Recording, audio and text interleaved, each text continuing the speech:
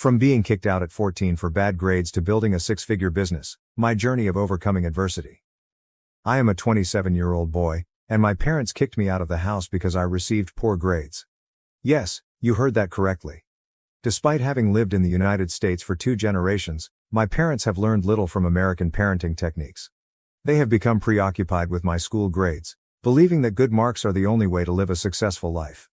To make matters worse, my older sister has always been an excellent student, resulting in continuous comparisons at home and at school. Things were considerably better in elementary school. My sister finished with an A+ and topped her class, whereas I only received an A, which sparked my parents' dismay. In middle school, the comparison game started. Following each exam, my parents would compare my grades to those of my sister from the previous year. The more they compared, the lower my grades became. My grades plummeted from A's to B's and C's, and my parents' rage increased with each drop. They attempted every type of punishment except physical torture.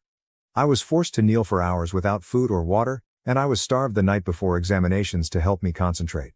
A month before exams, they took away my video games, locked me up at home, and forbade me from going outdoors or eating any of my favorite meals. Whenever I requested something, they said, "Get good grades and you'll get it." I eventually stopped asking for anything. My parents own a modest grocery store and hail from economically disadvantaged backgrounds. My grandparents were immigrants who worked several jobs to make ends meet. My father had to leave school at a young age to support his family. My parents worked hard in their teens and 20s to save money and start the store. They believed that education was the only path out of poverty, despite the fact that we were not as impoverished as they claimed. It's the standard save for a rainy day attitude while hungry in the present. While I respect their efforts, they overdid it. They didn't realize that school grades weren't everything. Torturing me at such a young age was a recipe for disaster. I tried so hard to match my sister's grades, but I couldn't. I struggled at memorizing, unlike my sister, but I excelled at calculations. As their punishments became harsher, I grew more rebellious. I began skipping courses and adding jokes and song lyrics on my exam papers to irritate them. They grounded me, putting me in the basement with my books and not letting me go until I finished my lessons. I was not permitted to play outside on weekends or vacations, and my video games and comic books were taken. But I was a bright kid. When my parents went to work at the grocery store, I would sneak away and play for the entire day. When they learned I was sneaking away, they started taking me to the store on weekends and throughout summer vacations as punishment. However, this backfired, as I began to like it. I enjoyed talking with clients, assisting them in making product selections and managing the cash register. My folks were not delighted.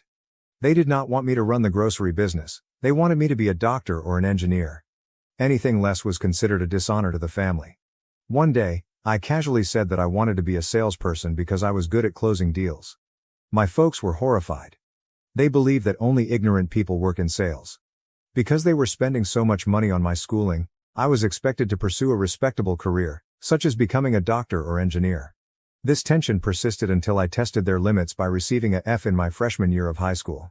My parents were devastated when they learned I would have to redo a year. They were finished with their customary punishments and reacted as if I had committed a crime. They had no choice but to hit me, but they refrained.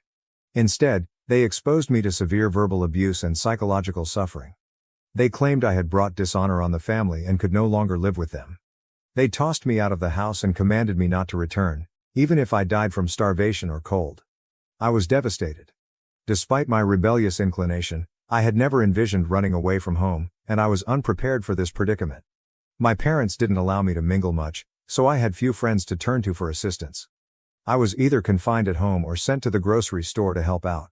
However, once my initial dread of living on the streets subsided, I experienced a startling sense of freedom. It was a huge relief to finally be able to accomplish what I wanted. My first night, I slept on a park bench. The next day, I headed downtown looking for a sales position.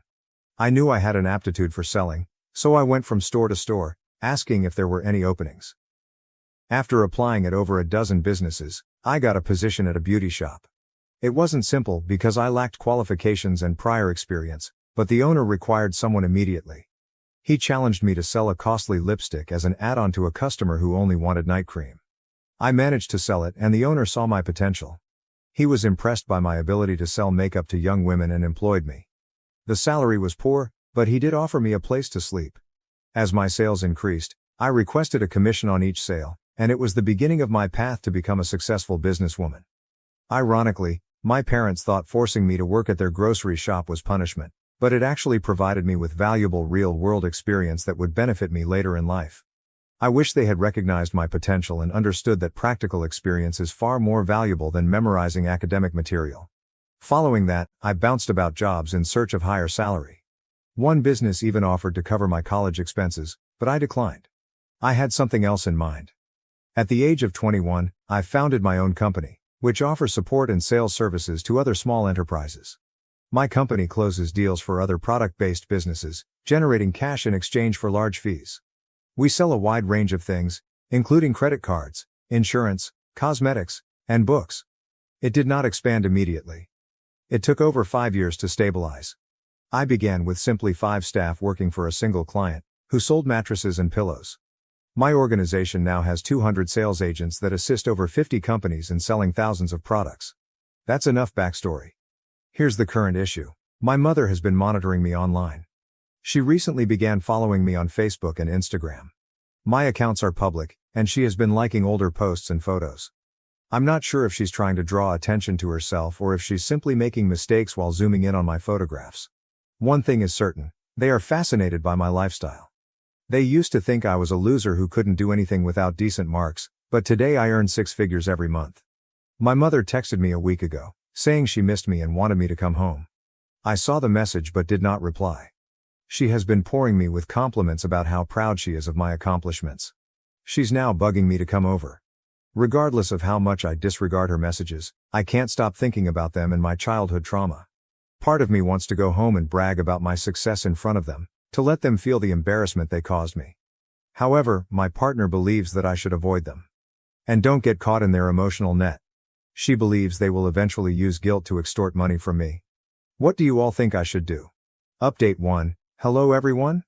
This is going to be hilarious. Despite my girlfriend's warnings not to meet my parents, a part of me wanted to brag about my accomplishment, so I went to their door. Dad wasn't home, but my mother and sister were waiting for me. Dad is still unaware of my achievement.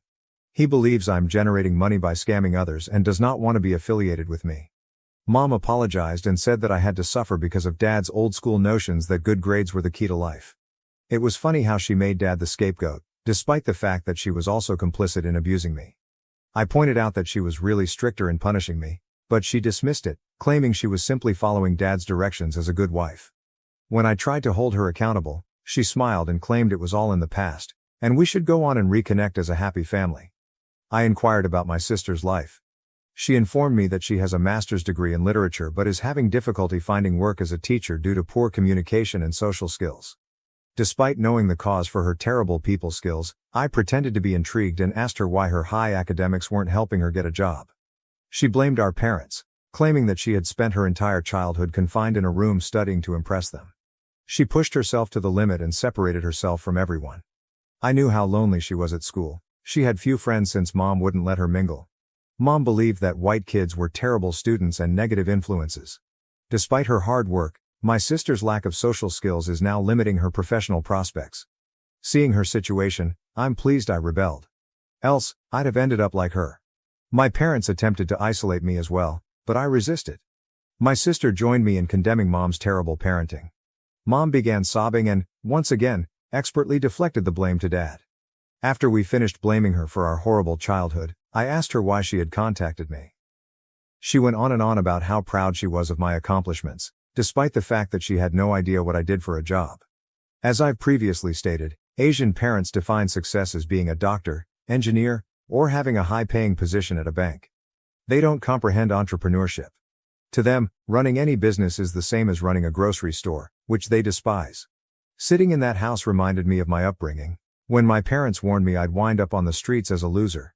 They even misled me into believing I was mentally ill since I couldn't get A+ grades. Oh, and I failed to mention that they sent me to a therapist because they believed I was having trouble focusing on my academics.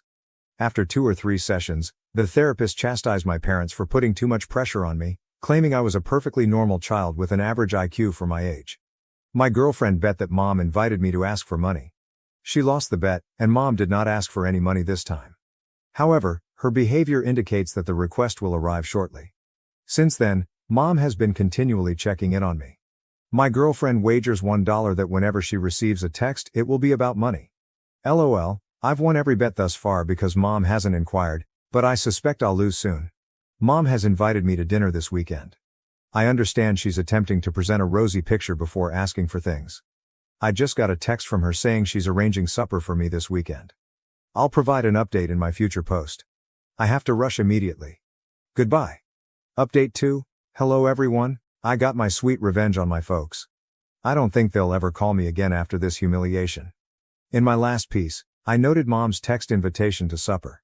I said I was busy and couldn't make it. Yes, I was playing hard to get. Since she insisted, I questioned her why she was being so nice to me since Dad still suspected I was making money illegally. She stated that Dad was organizing the dinner as a way to make amends. She said Dad was proud of me and wanted to apologize in person. I inquired, "What do you mean by organizing? It's only the 4 of us, correct?" She responded, "No, we're inviting all the close friends and relatives living nearby." I answered, "Sure, I'll be there." I couldn't pass up this opportunity to confront my childhood pain. Mom asked me to dress nicely and arrive on time. My rebellious side kicked in. I arrived 2 hours late, dressed in my gym sweatshirt, trekking shorts, and cap. For an Asian parent, wearing shorts to a social gathering is equivalent to committing a crime. Mom called me repeatedly, but I didn't answer. I just texted a couple of times that I'd be late, with no reason or explanation. I'm sure that annoyed my folks. They have a habit of portraying themselves as excellent hosts. When guests came to our house, my parents would spend at least 2 days cleaning every area, making a list of foods to offer, and arranging everything in its proper place. Guests would be served on our finest china, and if they stayed, they'd sleep on the softest sheets and pillows. My parents would argue that it is part of our tradition to treat guests properly, but some of it was excessive for social acceptance. My parents had reserved seating on the restaurant's rooftop. When I came in such casual dress, I received quite a few stares. Because I make more than everybody else there, those looks were disguised with phony smiles of gratitude. My parents were obviously upset, but they did not show it. Instead, they hugged me and raised a toast, singing my praises. This was the first time Dad had held me and it did not seem comforting. I felt resentful.